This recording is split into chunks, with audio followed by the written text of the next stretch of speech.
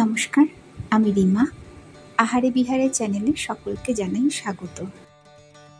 অন্যান্য দিনের মতন আজও তোমাদের জন্য নিয়ে এসেছি পুরনো অথচ আজও চিরনতুন একটি নিরামিষ রেসিপি, যা গরম ভাতে প্রথম পাতেই একদম বাজিমাত করবে। সর্বোপরি এটি একটি রিকোয়েস্টেড রেসিপি। কিছুদিন আগে একজন বন্ধু আমার কাছে অনুরোধ করেছেন এই রেসিপিটির জন্য। তার অনারে তো বটেই, তোমাদের সবার জন্য থাকলো আমার আজকের এই ছোট্ট প্রয়াস। তাহলে চলো রেসিপিটা শুরু করা যাক। আজকের রেসিপির জন্য নিয়ে নিয়েছি 2 রকম ডাল। রয়েছে ছোলার ডাল 2 কাপের মতন, আর রয়েছে মটর ডাল 1.5 কাপের মতন।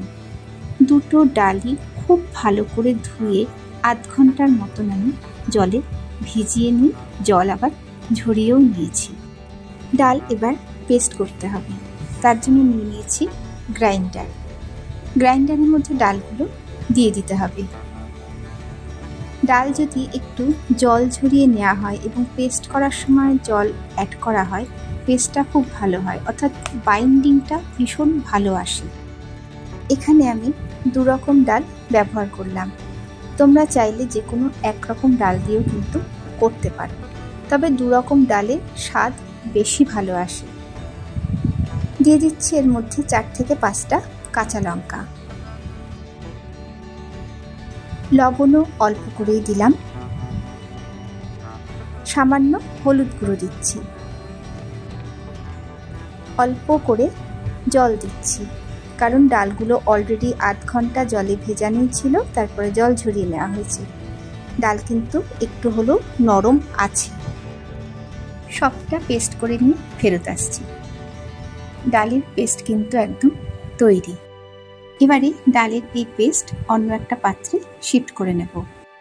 পুরো ডাল বাটা কিন্তু অন্য একটি পাত্রে নেওয়া হয়ে গেল। গ্যাসে কড়াই বসানো হয়ে গেছে। দিয়ে দিচ্ছি পরিমাণ মতন সর্ষের তেল। এই রান্নাটা সর্ষের তেলেই করবে, কারণটা পরে বলছি। কড়াইয়ের মধ্যে দেওয়া তেলটা জাস্ট একটু খুন্তির সাহায্যে ছড়িয়ে নিচ্ছি, যাতে কিছু দেওয়া হলে কড়াইতে আটকে না যায়। আঁচ লো টু মিডিয়ামে রেখে তেল গরম হওয়ার অপেক্ষা। এদিকে তেল গরম হয়ে গেছে। চামচে করে ডাল বাটা থেকে অল্প অল্প করে নিয়ে বড়ার আকারে তেলের মধ্যে দিয়ে দিচ্ছি। হাতে করেও দিতে পারো, যেটা সুবিধা।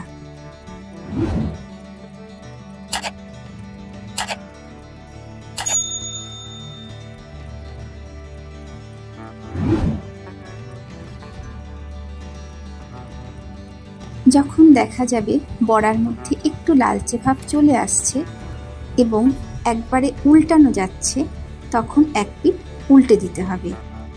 আরও একটা কথা, এই রেসিপির ক্ষেত্রে, অর্থাৎ যেভাবে বানাতে চলেছি সেই ক্ষেত্রে বড়া বেশি ভাজা কিন্তু যাবে না। যদি সিম্পল বড়া ভাজা খাও তাহলে একটু কড়া করে ভাজবে, সেটা ভালো লাগবে। কিন্তু যেই রেসিপিটি বানাতে চলেছি সেই রেসিপির ক্ষেত্রে কড়াভাবে ভাজা হলে স্বাদ ভালো পাবে না। বড়াগুলো এই রেসিপির জন্য একদম পারফেক্টভাবে ভাজা হয়ে গেছে। এবারে তুলে নেব।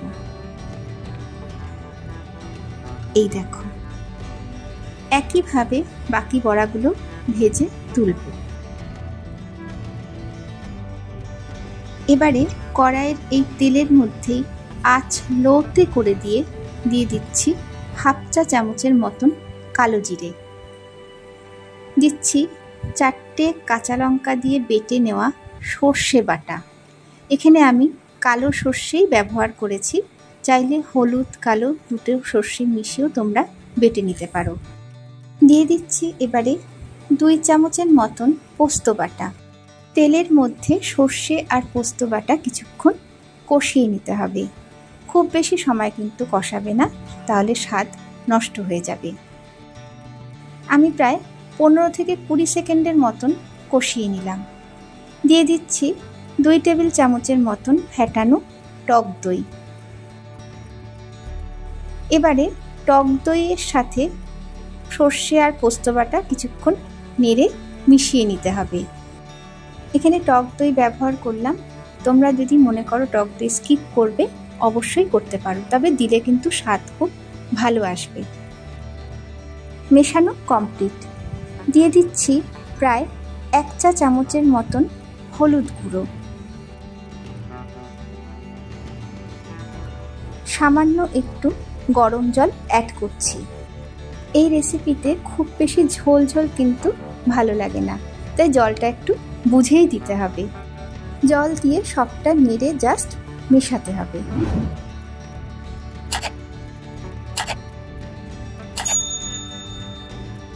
মেশানো কমপ্লিট। এবারে ফুটতে দিলাম। গ্রেভি ফুটে উঠেছে। দিয়ে দিচ্ছি স্বাদ অনুযায়ী লবণ। ডাল বাটার সময় অল্প হলেও লবণ ব্যবহার হয়েছে, কাজে সেই আন্দাজেই কিন্তু লবণটা দেয়া হলো। লবণ দিয়ে সবটা নেড়ে ভালো করে জাস্ট মেশাতে হবে। এবারে দিয়ে দিচ্ছি ভেজে রাখা বড়া। বড়াগুলো দিয়ে গ্রেভির সাথে জাস্ট একটু মেশানো কমপ্লিট। ধিমে আঁচে ফুটতে দিলাম। কিছুক্ষণ বাদে বড়াগুলো একটু উল্টে পাল্টে আবারও নেড়ে নিচ্ছি। এই রেসিপিতে কোনোভাবেই কিন্তু চিনির ব্যবহার হবে না। আবারও একটু ফুটতে দিলাম। এবারে দিয়ে দিচ্ছি 2 চামচ কাঁচা সর্ষের তেল।